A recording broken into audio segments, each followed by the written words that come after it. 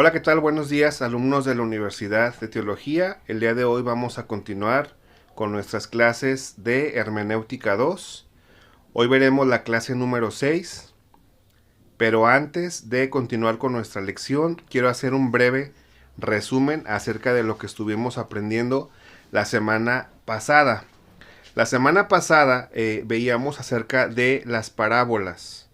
Vimos la diferencia de la parábola a la fábula, ¿verdad? Decíamos que la parábola tiene elementos naturales, elementos físicos, elementos visibles y sobre todo elementos que no sobrepasan la imaginación humana o que no llevan elementos en comparación con la fábula, que la fábula es una historia que también da una enseñanza, una reflexión y también nos enseña ciertas verdades, pero la diferencia es que la fábula sí utiliza elementos imaginarios, es decir, libros que hablan, árboles que caminan, animales que de diversos colores o que interactúan entre sí o que pueden hablar con humanos.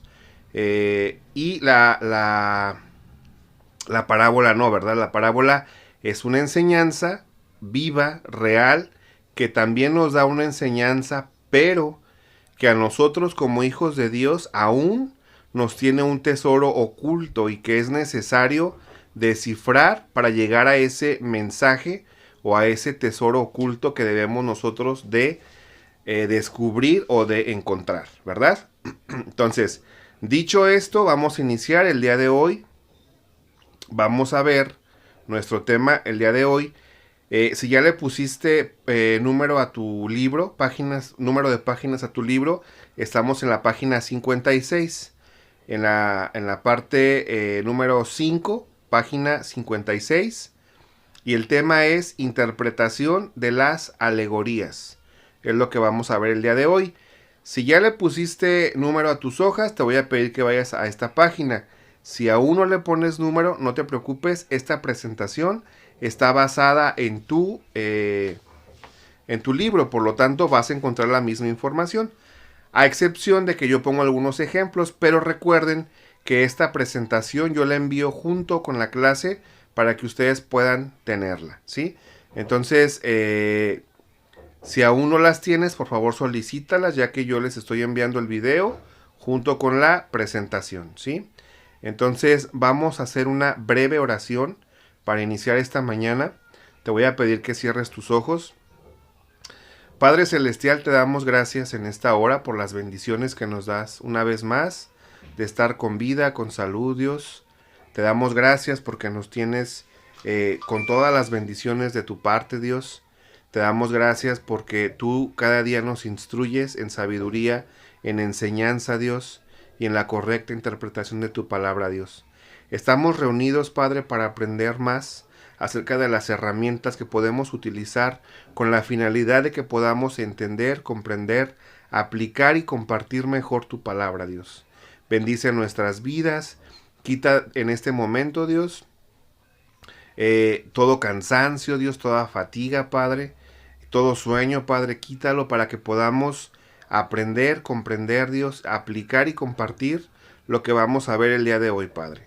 Nos ponemos en tus benditas manos y te pido, Padre Celestial, yo como maestro, los maestros de la universidad, que hable tu Espíritu Santo y que calles nuestras bocas, Dios. Que tu Espíritu Santo sea el que hable, que dé el entendimiento, Dios, para que seas tú el que se lleve la gloria y la honra en esta mañana, Padre. Te damos gracias por tus bendiciones. En el nombre de Cristo Jesús. Amén. Entonces, vamos en la página 56. Me voy a esperar un momento para esperar a que abran sus libros. Y si no, pues pongan atención a la presentación y hagan sus anotaciones, ¿sí? Vuelvo a repetir el tema. El tema que vamos a ver el día de hoy es interpretación de las alegorías, ¿sí? Vamos a empezar. Dice, la alegoría es una figura literaria o retórica que representa un concepto o idea por medio de imágenes, metafóricas o alusivas para transmitir algo diferente a lo expresado. Por ejemplo, una mujer con una balanza en una mano, una espada en la otra y los ojos vendados representan la justicia.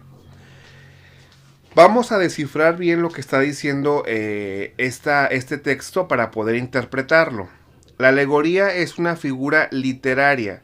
Una figura literaria definitivamente es un texto, ¿sí? Es un texto, es un poema, es una forma no verbal, un lenguaje no verbal, pero que está hablando algo, ¿sí? Y aquí nos pone como ejemplo, o nos dice que utiliza imágenes metafóricas, ya sabemos lo que es una metáfora, o alusivas para transmitir algo diferente a lo expresado. Y bueno, aquí vemos el ejemplo, ¿no? Una mujer con una balanza en una mano, una espada en la otra y los ojos vendados representan la justicia, ¿sí? Hasta aquí creo que entendemos esta parte, ¿no?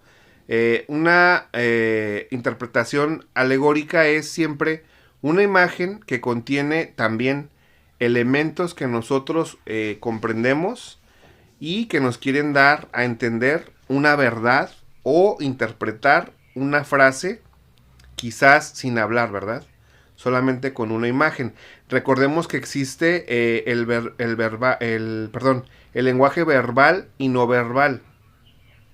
El lenguaje verbal es todo aquello que hablamos y el no verbal, ahí entran muchas categorías, ¿sí? Existen las imágenes, existe las posturas, existen los símbolos que de repente vemos en la calle, por ejemplo, el semáforo en rojo sabemos que significa alto, un símbolo de una escuela significa que hay una escuela cerca, un símbolo una figura de gasolina y abajo el número de metros nos indica que a ciertos metros existe una gasolinería, un teléfono, etcétera, ¿sí? Entonces, eso es el lenguaje no verbal, ¿sí? Nos está hablando de algo, sí, pero no de forma literal o de forma hablada, sino de forma simbólica, ¿sí? El día de hoy vamos a ver cómo vamos a interpretar estas alegorías. Dice,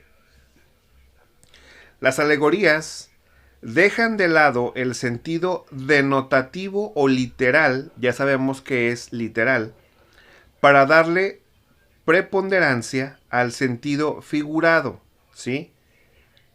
Visibilizan lo conceptual, es decir, plasman en una imagen, entre paréntesis, que puede incluir objetos, personas o animales, aquella idea o concepto que no la tiene, ¿sí? Entonces, la alegoría definitivamente nos va a estar plasmando, no en forma, como les dije ahorita, verbal o literal, o una voz hablando, sino en forma figurada y utilizando elementos que todos conocemos, animales, personas, ¿sí? O hablando de un tema. Dice, en la literatura son varias las obras literarias que apelan a las alegorías o que lo son en su totalidad. Un ejemplo de este último caso es la Divina Comedia de Dante Alighieri. La Biblia, en tanto, tiene numerosas alegorías con el objeto de transmitir enseñanzas éticas y morales. Primeramente vamos a ver el ejemplo del mundo, por así decirlo. Nos está hablando aquí acerca de un libro que es La Divina Comedia. Este es un libro el cual nos habla de diversas situaciones. Entonces, esta obra poética de la Divina Comedia nos habla acerca del infierno, del paraíso y del purgatorio, de forma en la cual el autor, en este caso Dante, se está refiriendo a ella en diferentes formas y utiliza mucho esta alegoría para poder plasmar en ella. Entendamos esto, ninguno de nosotros definitivamente tiene el concepto o conoce de forma ni personal, ni existe algún documental o algo que sea real que nos hable del infierno, del purgatorio y del paraíso, puesto que es algo que aún no hemos experimentado, ¿verdad?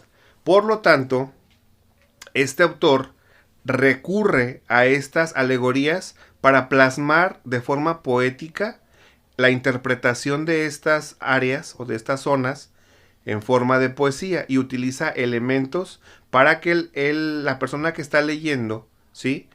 El lector pueda interpretar o pueda imaginarse o darse una idea de cómo pudiera ser el infierno, el purgatorio y el paraíso, ¿verdad?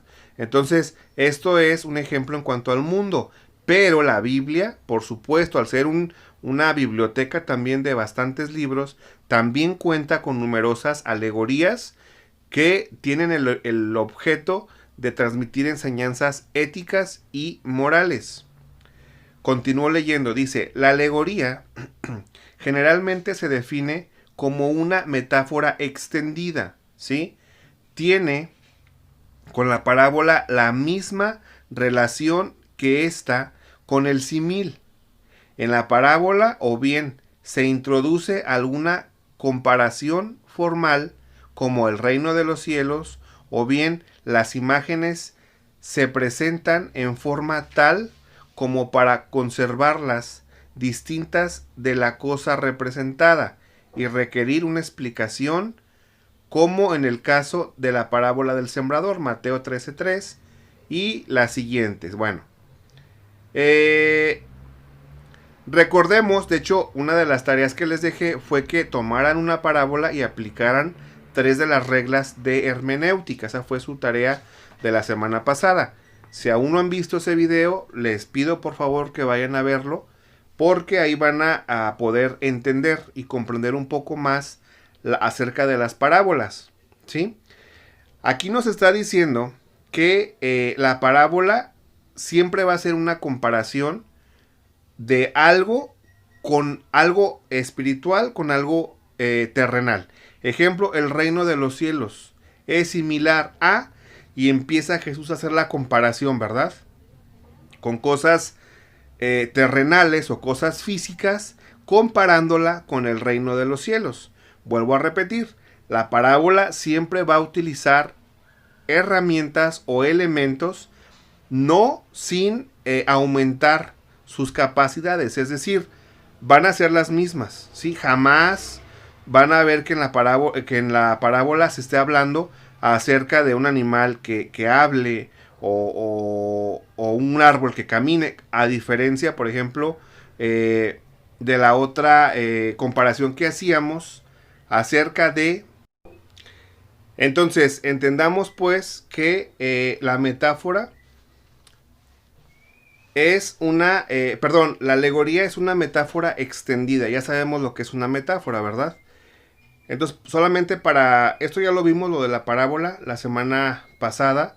Solamente para reiterar entonces, la parábola siempre va a tener una comparación de algo celestial con algo terrenal, o bien una enseñanza de algo espiritual comparado con algo físico. Dice, la alegoría contiene dentro de sí misma su interpretación y la cosa significadora. Está identificada con la imagen, como en Juan 15:1. Dice, yo soy la vid verdadera y mi padre es el labrador. Y en Mateo 5:13 dice, vosotros sois la sal de la tierra. La alegoría es una figura y la aplicación de algún supuesto hecho o historia. Entonces, en la parábola vemos que tiene su referencia espiritual o celestial, en este caso el reino de los cielos, comparado con cosas físicas. En el caso de la alegoría, va a utilizar ciertos elementos que podemos identificar y fácilmente podemos entenderlo. Vuelvo a repetir, Juan 15:1, yo soy la vid verdadera. ¿De quién habla? De Jesús, comparándose con una vid, ¿sí?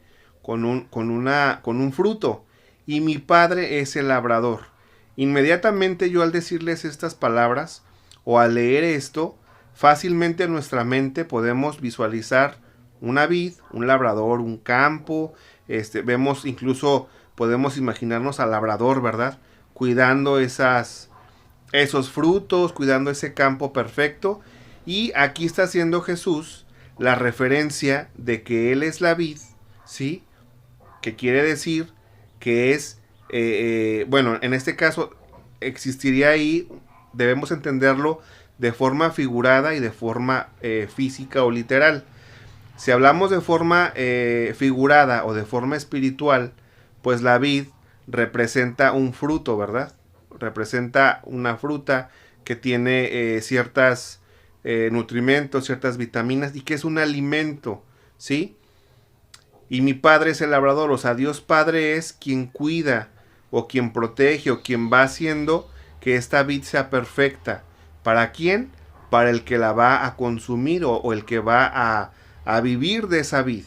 En este caso, nosotros vivimos a través de Jesús, no de forma literal de comernos la vid, sino de forma espiritual, de vivir conforme a sus enseñanzas y conforme a lo que Él nos ha enseñado. Y su Padre, o sea, Dios Padre, es quien ha puesto a la vid en la tierra. Así podemos comprender este versículo utilizando las alegorías y la forma en la cual se está hablando, ¿sí? Posteriormente, en Mateo 5:13 dice: vosotros sois la sal de la tierra. Aquí Jesús nos está invitando o nos está haciendo comparación con un elemento que es la sal, ¿verdad? Ya les mencionaba yo en la clase anterior acerca de esto, ¿sí? La sal es un elemento que es muy importante para, bueno, para todos, ¿verdad? Yo creo que en la casa de todos tenemos un salero, tenemos un bote con sal, porque la comida sin sal no tiene sabor, ¿sí? Aunque sola quizás nos pueda saber un poco desagradable o, bueno, no creo que nadie en su casa coma cucharadas de sal, es algo ilógico, pero más sin embargo todos los alimentos que preparamos de forma que necesiten o que requieran sal, una salsa, frijolitos, las comidas llevan sal, llevan cierta cantidad de sal que hace que resalte el sabor.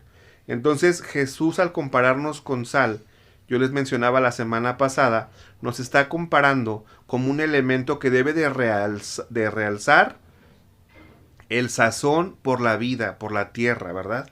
Debemos de cuidar nuestro entorno, debemos de ser personas alegres, porque nosotros damos la alegría a este mundo, sí, hoy en día. Por eso Jesús nos compara con la sal, ¿verdad?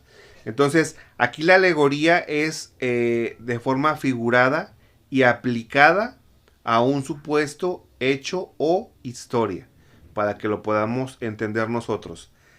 La parábola emplea palabras en su sentido literal y su narración nunca traspasa los límites de lo que podría ser un hecho real. La alegoría continuamente emplea palabras en sentido metafórico. Su narración, por muy supositiva que sea, es manifiestamente ficticia. De aquí su nombre del griego aios, o entre comillas, otro, y agareno, entre comillas, hablar o proclamar.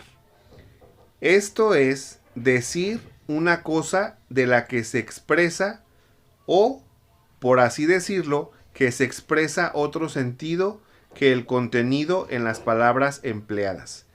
Es un discurso en el cual el asunto principal está representado por algún otro asunto con el cual tiene semejanza.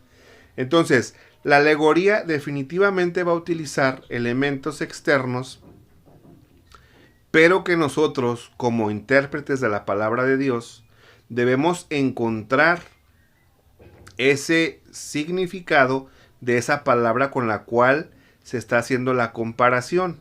Vuelvo a repetir el ejemplo que vimos arriba, ¿sí? la vid con el labrador, ¿verdad? Ahí hay una semejanza o una dependencia, ¿verdad? La vid definitivamente requiere o necesita del labrador, ¿sí? Una vid sin un labrador no va a ser una vid buena, porque necesita cuidados, requiere estar al pendiente de eso para que pueda ser un fruto correcto. Ahora, en el tema de la sal, ¿por qué Jesús nos compara con sal o nos dice que somos la sal? Para poder interpretar esto, debemos entender la importancia que tiene la sal y cómo se utilizaba en el pueblo de Israel, cómo se utiliza hoy en día, la importancia que tiene la sal, qué pasa con la sal que pierde el sabor y, sobre todo, cómo se produce la sal. Cuando entendamos todo esto es cuando vamos a entender y comprender un poco mejor el texto de lo que estamos nosotros leyendo. Dice, habiendo establecido la parábola y la alegoría y demostrado que la alegoría es, en esencia, una metáfora extendida, no necesitamos reglas separadas y especiales para la interpretación de las porciones alegóricas de las escrituras. Los mismos principios generales que se aplican a la interpretación de metáforas y parábolas se aplican también a las alegorías. Entonces, la semana pasada yo les di, o en su manual vienen, 3 herramientas para poder interpretar de forma correcta la parábola. Esas mismas reglas se pueden aplicar para las alegorías. Vuelvo a repetir el último fragmento de su libro. Dice, los mismos principios generales que se aplican a la interpretación de metáforas y parábolas se aplican también a las alegorías. Por lo tanto, ustedes ya saben cómo aplicar estas 3 herramientas de hermenéutica, porque las aplicaron, fue la tarea de la semana pasada, las aplicaron en una parábola. Ahora también pueden aplicarla en una alegoría, sin ningún problema, ¿verdad? Continuamos, dice, el grave error de que hay que guardarse en el esfuerzo por hallar minuciosa analogías y significados ocultos en todos los detalles de las imágenes, de aquí que, como en el caso de las parábolas, debemos ante todo determinar el pensamiento principal envuelto en una figura y luego interpretar los puntos menores con constante referencia a dichos puntos. Es importante que cuando leamos una alegoría debemos descifrar bien la palabra que estamos leyendo o la alegoría para entender, porque primeramente va a haber un elemento físico. Vuelvo a repetir el tema de la sal, ¿sí? La sal es un elemento físico, un elemento que se utiliza en la cocina. Algunas personas incluso la utilizan en curaciones, ¿verdad? Es un elemento genuino que nos sirve, pero para poder entender la comparación entre la sal y los hijos de Dios, debemos entender primero el significado de sal, ¿sí? Cómo se produce, cuándo se produce, quién lo produce, para qué se usa, por qué Jesús hizo la comparación de la sal con nosotros, descifrar esta interpretación y poder entender correctamente esto. Luego irnos hacia los hijos de Dios. ¿Quiénes son los hijos de Dios? ¿Quién los creó? ¿Cómo surgen? ¿Para qué surgen? Y ya que tengamos las dos definiciones, empezar a enlazar. Esto se compara a esto por esto, ¿sí? Es decir, yo de este lado, en mi columna, voy a tener la sal y de este lado los hijos de Dios. Voy a tener mi lista de características y comportamientos. Igual acá, características y comportamientos. Ya que tengo las dos definiciones en el centro, voy a poner por qué se entrelazan. ¿Qué relación tiene las características de la sal con las características de los hijos de Dios? Y así poder entender y comprender un poco mejor la alegoría de la cual me está hablando la palabra de Dios. Esa es una forma en la cual nosotros podemos entenderlas de forma correcta, ¿sí? Obviamente, también es necesario que apliquemos las 3 reglas que aplicamos a la parábola, ¿verdad? Continuamos. Dice, el contexto, la ocasión, las circunstancias, la aplicación y frecuentemente la explicación acompañante son, en cada caso, tales que dejan poca duda respecto a la tendencia de cualquiera de las alegorías de la Biblia. Si nosotros no aplicamos estas herramientas, si no aplicamos las características, sí podemos entenderla, pero de forma superficial. ¿Por qué? Les voy a explicar un poco el contexto. Cuando nosotros entendemos la importancia de la sal y también si la sal pierde su sabor, ¿qué pasa con ella? Ahí podemos entender por qué Jesús nos comparó con la sal o con la luz, o por qué Jesús se compara con un pan, ¿verdad? Yo soy el pan de vida, o con la puerta, ¿verdad? Yo soy la puerta yo soy la verdad, el camino, la verdad y la vida. Yo soy la puerta. Entonces, todas las comparaciones que hizo Jesús de él son de forma alegórica. Y tenemos que entender, si lo leemos a simple vista, lo entendemos, ¿sí? Dice la palabra de Dios que somos la sal, que somos la luz, ¿sí? Pero cuando descubrimos o empezamos a analizar con estas aplicaciones, ¿sí? Aquí vuelvo a repetir, dice el contexto, la ocasión, las circunstancias, la aplicación y la explicación. Cuando aplicamos esto, vamos a encontrar, así como en las parábolas, encontramos el tesoro oculto que guardan, lo mismo va a pasar con las alegorías. Cuando nosotros aplicamos estos elementos, vamos también a descubrir un tesoro muy oculto y vamos a darnos cuenta que es una maravillosa interpretación o una maravillosa forma de expresarse de Cristo hacia nosotros o hacia Él mismo. Por eso es importante que apliquemos la hermenéutica, ¿sí? Porque, vuelvo a repetir, cualquier persona puede leer la palabra de Dios y puede entender lo que quieran o puede entenderlo de forma superficial. En la otra clase de hermenéutica 1, que es de bachillerato, yo les ponía un ejemplo, justamente esta semana les puse un ejemplo que también les voy a decir a ustedes para que lo entiendan. Todos nosotros andamos por la calle y ¿cuántas veces no hemos pasado? Yo les puse el ejemplo de un pollo KFC, pero ahora quiero ponerles el ejemplo de una pizza. ¿Cuántas veces no hemos pasado por una pizzería o por unos ricos y deliciosos taquitos, ¿verdad? De asada o cualquier comida. Nosotros pasamos y el simple hecho de pasar por ahí estamos oliendo, ¿verdad? Estamos oliendo, estamos viendo que la gente come, estamos viendo cómo se preparan las pizzas o los tacos o lo que sea que vendan.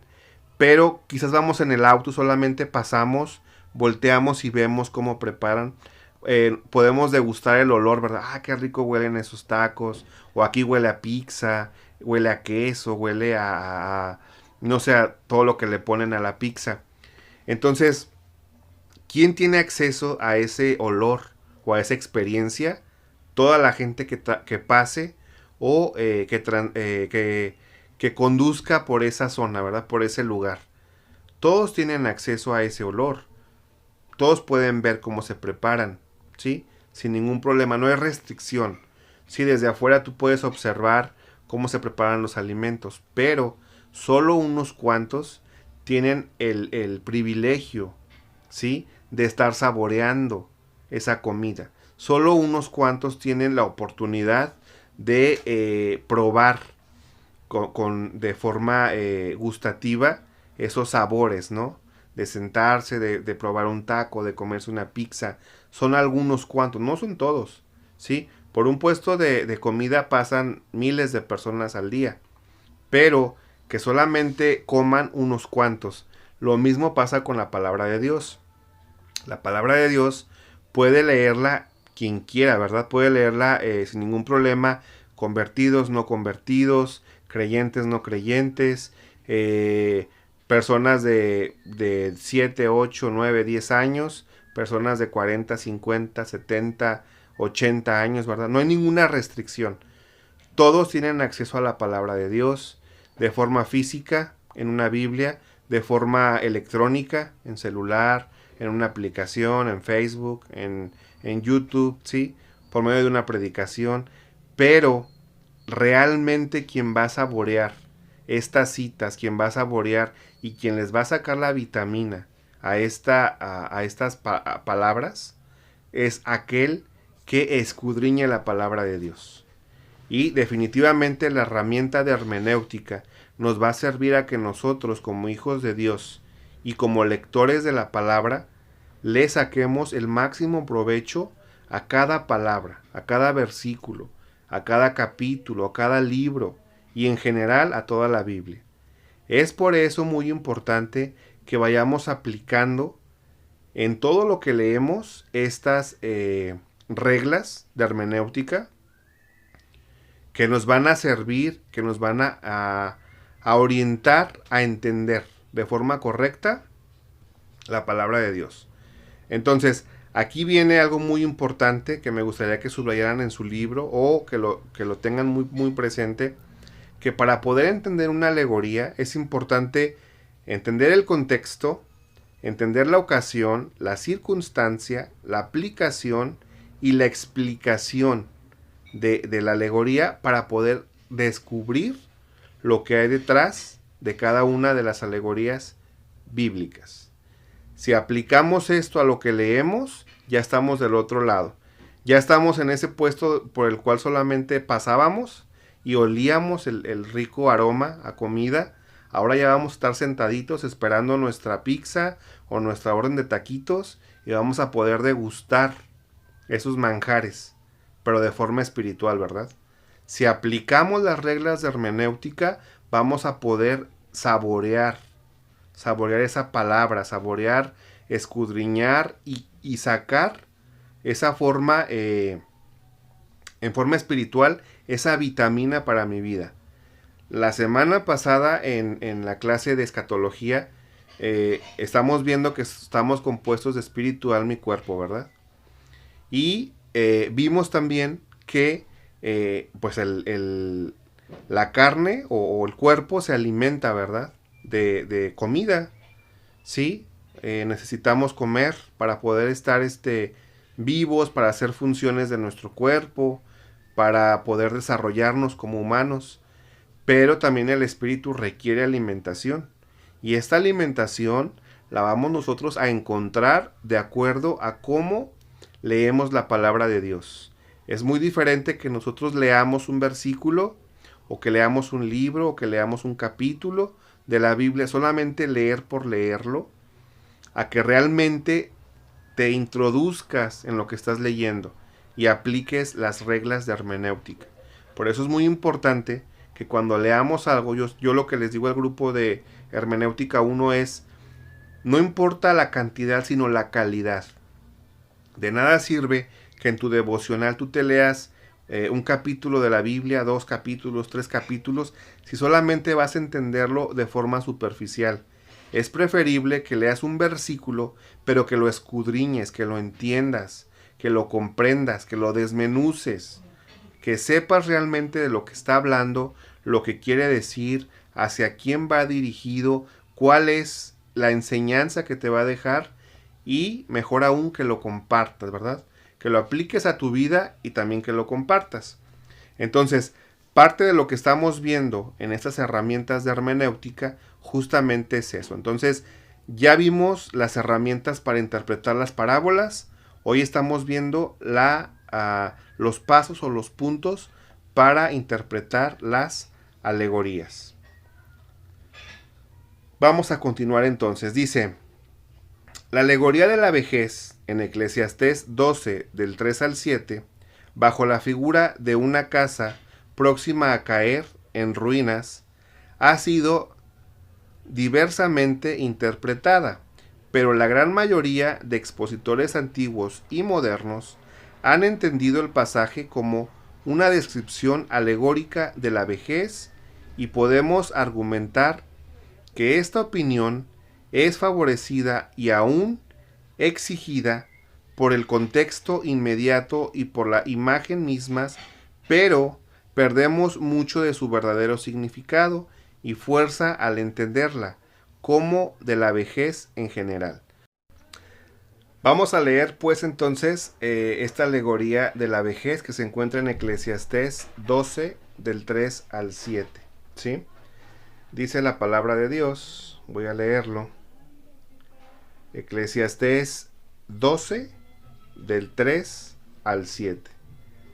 Dice la palabra de Dios: cuando temblarán los guardas de la casa y se encorvarán los hombres fuertes y cesarán las muelas porque han disminuido y se oscurecerán los que miran por las ventanas y las puertas de afuera se cerrarán por lo bajo del ruido de la muela, cuando se levantará la voz del ave y todas las hijas del canto serán abatidas, cuando también temerán de lo que es alto y habrá terrores en el camino, y florecerá el almendro y la langosta será una carga y se perderá el apetito, porque el hombre va a su morada eterna y los endechadores andarán alrededor por las calles, antes que la cadena de plata se quiebre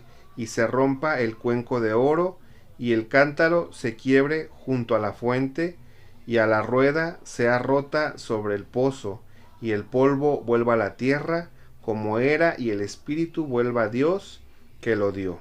Vanidad de vanidades, dijo el predicador, todo es vanidad. Definitivamente acabamos de leer una alegoría acerca de la vejez, que a simple vista, si tú lees esta palabra, si tú quieres entender el contexto, quizás nos pueda parecer un poco difícil. Pero si tú aplicas estas características alegóricas, como te mencioné hace un lado, poner aquí las herramientas alegóricas, poner de este lado lo que significa y en medio poner la relación, vas a entender un poco mejor este contexto, ¿sí? Es muy importante que cuando nosotros leamos un texto así, a simple vista, quizás no podamos entender el contexto, pero es importante que utilicemos una herramienta externa. En este caso, este texto podemos leerlo en otra versión para poder entender un poco mejor de qué habla, ¿sí?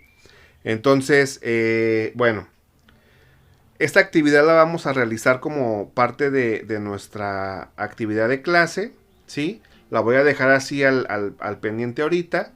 Simplemente es una forma de explicarlo, pero ahorita les voy a explicar qué es lo que vamos a hacer como actividad.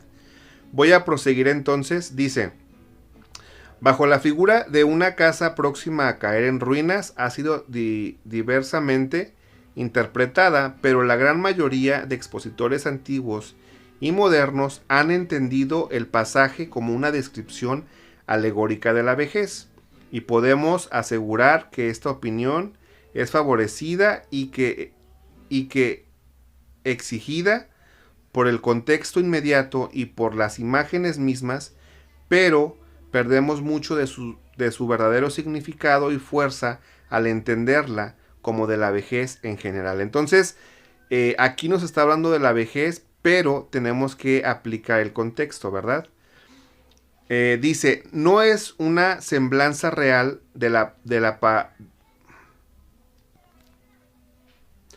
no es una semblanza real de la pacífica, serena y honorable vejez tan elogiada en el Antiguo Testamento. No es el cuadro que el verso 31 del capítulo 16 del libro de Proverbios nos presenta, diciendo: corona de honra es la vejez que se halla en el camino de justicia. Ni es tampoco el descrito en el Salmo 92, 12 al 14, donde se declara que el justo florecerá como la palma y crecerá como los cedros del Líbano. Aún en la vejez fructificarán, estarán vigorosos y verdes. Comparar también con Isaías 40, 30 al 31. Definitivamente aquí, de la vejez que está hablando estos versículos, o más bien estos libros, Proverbios, Salmos y Isaías, está hablando de una forma de vejez, pero está haciendo o realzando el contexto. En el caso de Proverbios dice, corona de honra es la vejez que se halla en el camino de justicia. Entonces está hablando no de una vejez física o de una vejez palpable o observable, sino de una vejez de un justo, ¿verdad? Pero aquí está hablando más que nada de la justicia. ¿Cómo envejece un hombre que ha vivido o que ha actuado de forma justa? Bueno, pues aquí dice corona de honra es la vejez. Es decir, un hombre que esté anciano, por supuesto que va a tener características de anciano. La diferencia es que aquí este hombre va a denotar o se va a notar que tiene una corona de honra. ¿Por qué? Porque actuó de forma justa. Lo mismo el Salmo dice, aún en la vejez, dice, el justo florecerá. Vuelvo a repetir, el justo florecerá como la palma y crecerá como los cedros del Líbano. Aún en su vejez fructificarán, estarán vigorosos y verdes.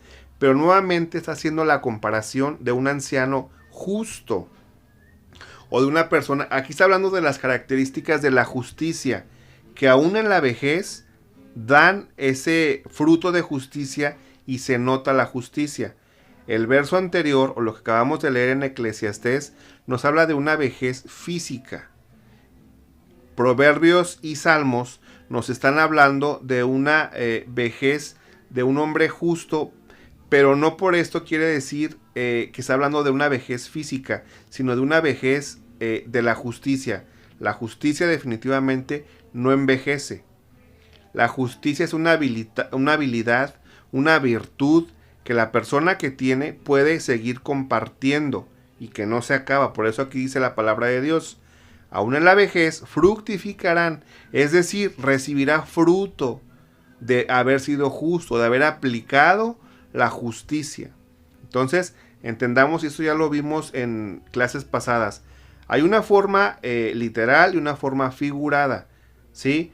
Eclesiastés definitivamente nos está hablando de una vejez física y Proverbios y Salmos nos están hablando de una vejez figurando a la justicia en forma de vejez, ¿verdad? Continuamos, dice,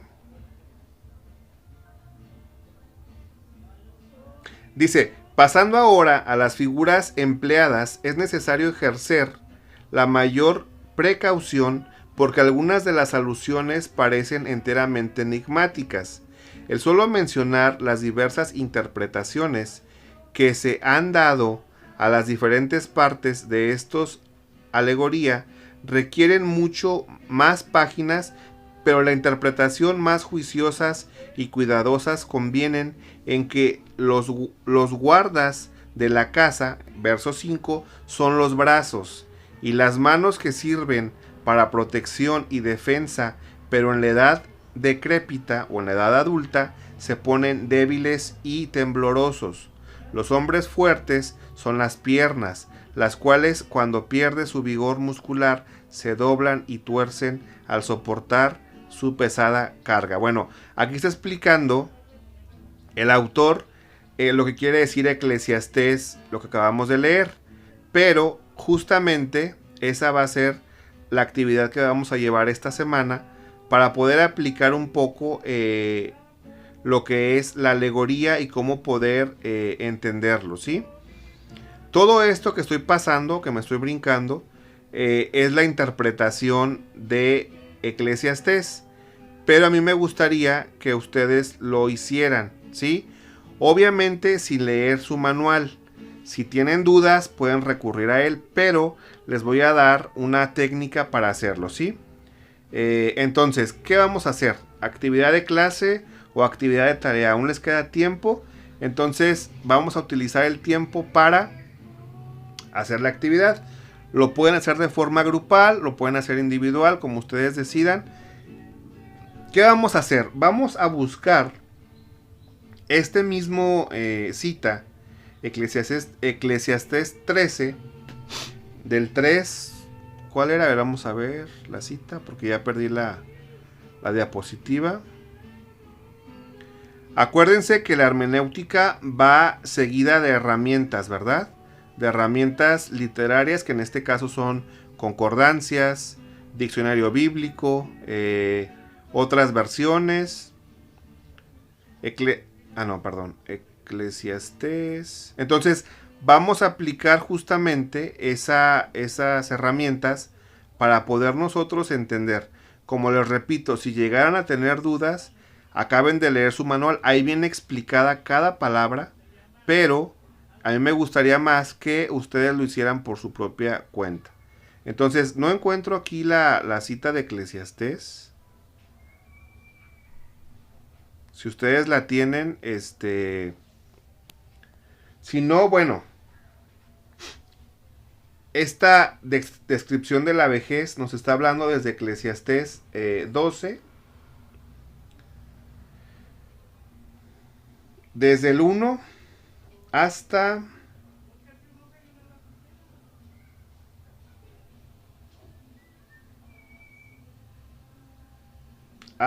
el 8. Vanidad de vanidades, dijo el predicador, todo es vanidad. Entonces, Eclesiastés 12 del 1 al 8 es donde van a tomar este texto alegórico. Lo que van a hacer es lo siguiente. Yo no sé si alguno tenga una aplicación que se llama Biblia YouVersion, que yo pienso que todos la tenemos, y si no, que la bajen. Les voy a mostrar aquí cómo es esa Biblia. Si es que la tienen, aquí tengo Biblia. Y bueno, es esta Biblia que se llama YouVersion. Si no la tienen, pueden buscarlo en internet.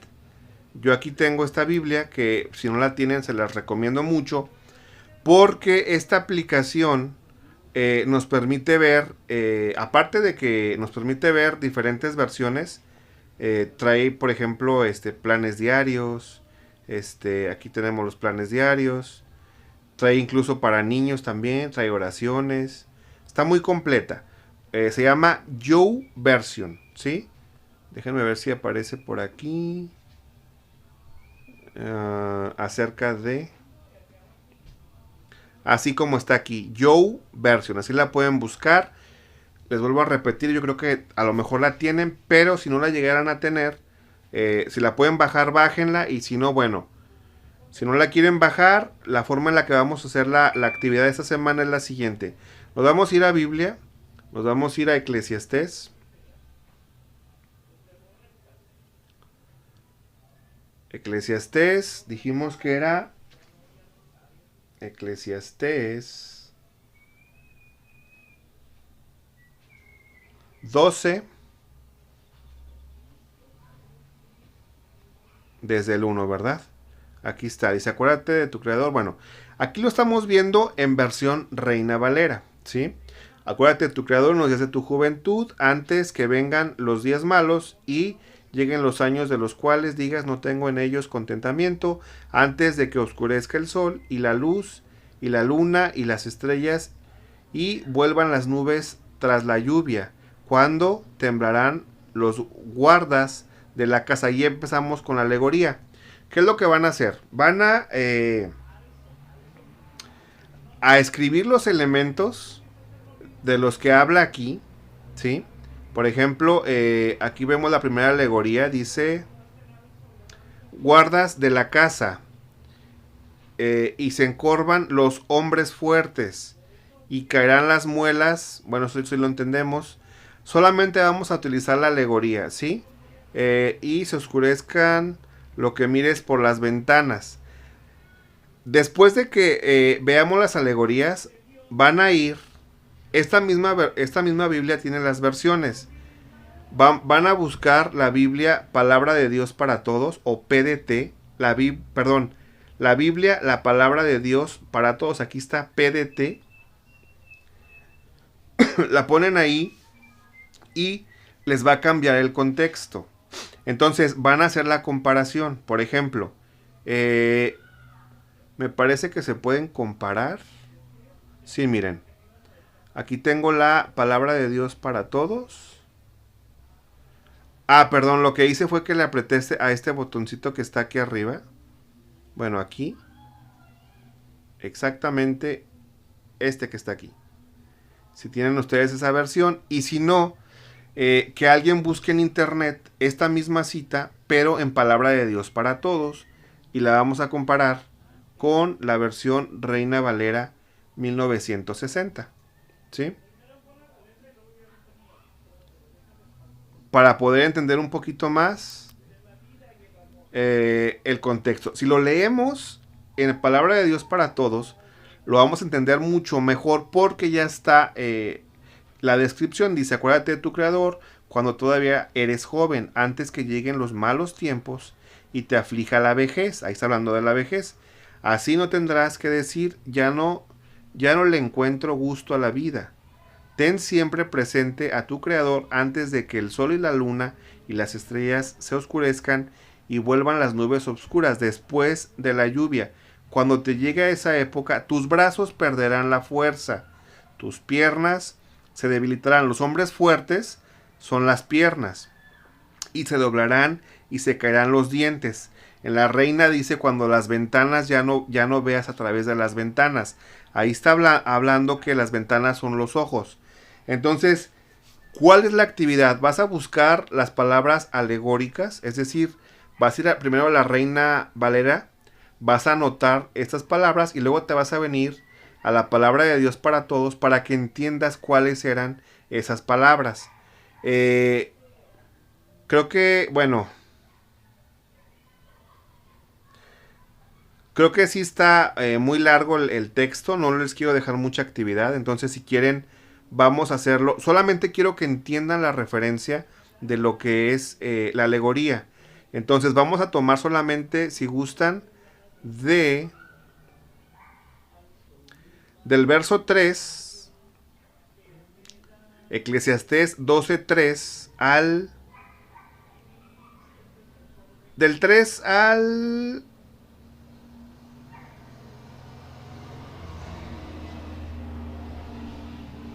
Del 3 al 6.